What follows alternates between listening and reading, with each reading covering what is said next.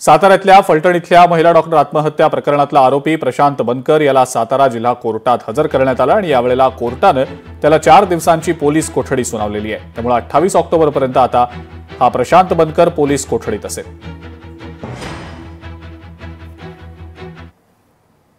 आज प्रशांत बनकर याला कोर्टापुढे हजर केलं होतं।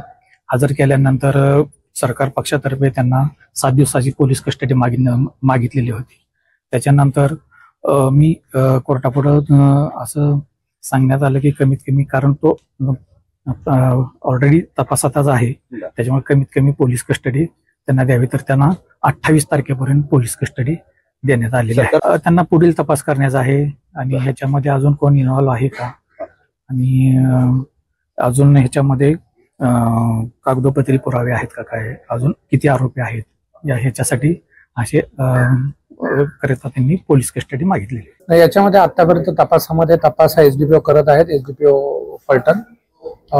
एक आरोपी प्रशांत बनकर जो सिव्हिलियन आहे त्याला अटक झालेली आहे, त्याला कोर्टात प्रोड्यूस केला असता 28 तारखेपर्यंत माननीय कोर्टाने त्याचा पीसीआर आमच्याकडे दिलेला आहे। दुसरा जो पहिला आरोपी आहे म्हणजे PSI बदने, त्याच्या तपासाकरता त्याला अटक करणं बाकी आहे, तो फरार आहे।